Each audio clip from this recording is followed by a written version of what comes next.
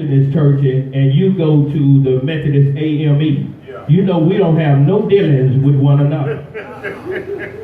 Now we supposed to be serving the same God, but we don't. Oh, come on here, help me up in here. Come on here now. Come on, you know. We all black folk, but you from 3rd Ward and I'm from 5th Ward. Yeah, we don't deal with each other. Please don't come across that line. Yeah. Yeah, you know we don't mess around with each other. Come on, brother, come on. Cause we gotta hurry up. All right. Jesus answered and said unto her, if you only knew. Yeah. Come on, man. If thou knewest the gift of God, and who it is that's there to thee, give me to drink, thou wouldst have asked of him, and he would have given thee living water. Now that just goes to show you that half the time we don't even know when the Lord talking to us.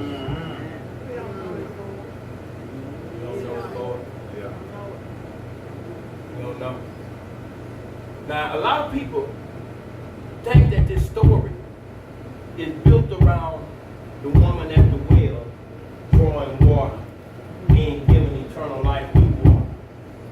But that's really not the moral of this story. The moral of the story, Jesus is going to tell it to you himself. Yeah. A lot of people think a lot of us think we know a whole lot. We know very little. More really ain't about the water.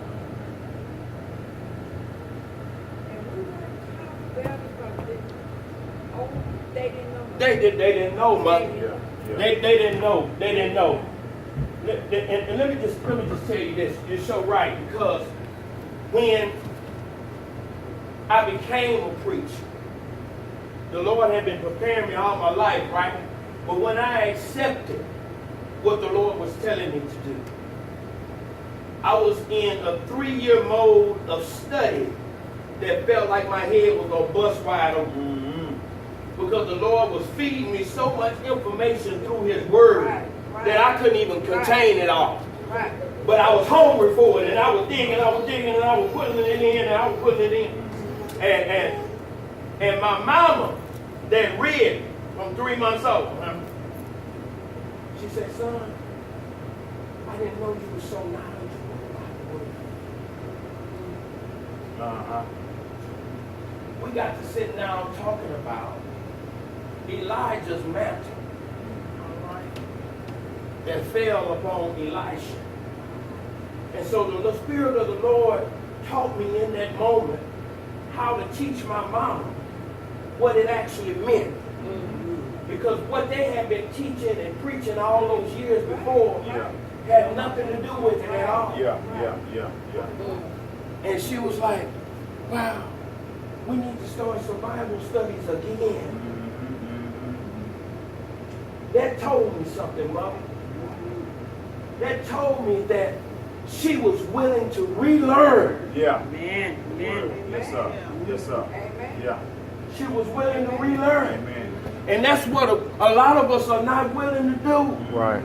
We're not willing to relearn. Once we done went through grade school, junior high, high school, some of us might have a little college under our belt. We ain't trying to go back to school no more. Well, to get in the Word, you go forever be in school. Amen.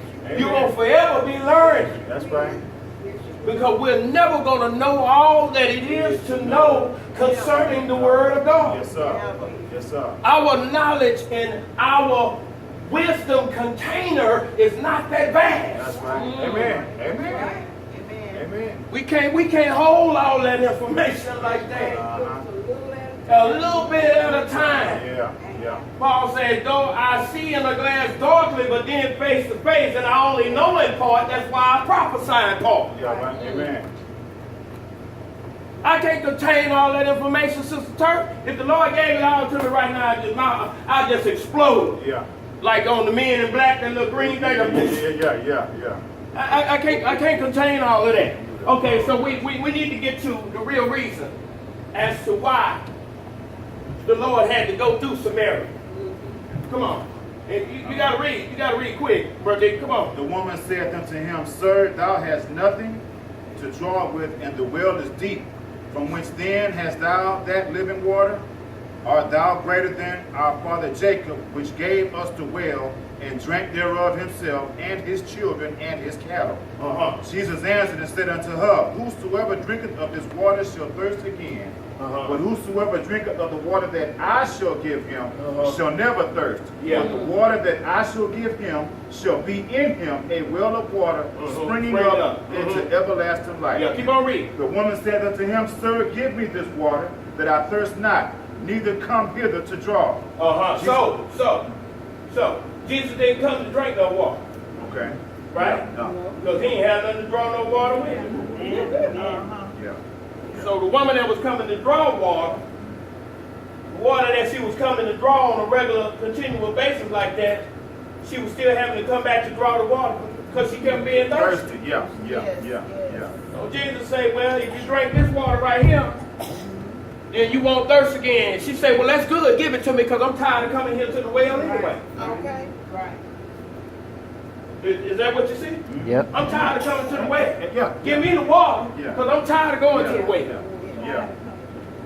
Yes, There's not, Because on the cool, I shouldn't have to come to the well when I got all these husbands that should have been coming to the well for me. Yeah. It's a sad thing when you got a lazy man on your hands. Yes. You're right. I'm just telling you. Amen. It's the truth. Well, she wasn't supposed to come and get that water. He was. Amen. All right, come on. Keep on reading, brother. All right. Jesus said unto her, Go, call thy husband, and come hither. Yo, go cut. What Jesus said? Okay, keep on reading, man. Tell your daddy.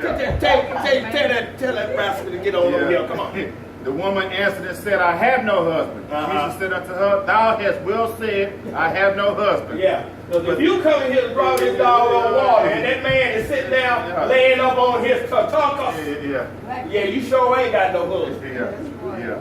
Okay, come on. For thou hast had 5 husbands, and he whom Shut- thou now hast is not thy Still husband. ain't him. And that saidst thou truly. The woman said unto him, Sir, I perceive that thou art a prophet. Our fathers worship in this mountain, and ye say that in Jerusalem is the place where men ought to worship. Our fathers worship in this mountain. Samaria. The Samaritans worship in the mountain. But what was Jerusalem? What did it say? Come on, you Where men ought to worship. Huh? You didn't lose the place from it, did you? No, Jerusalem is the Our place fathers worship worship in this mountain. And you say, that in Jerusalem. who is you say? Is that Jesus saying? She's talking to Jesus now. Yeah. She said, and you say. And you say that Jerusalem is the place where men ought to worship. Jerusalem was known as the centralized place of worship. If you look at on the day of Pentecost, they was in Jerusalem. Yeah. When Jesus was born, they had to go back to Jerusalem. Everything was centered around Jerusalem because Jerusalem was the central place of worship.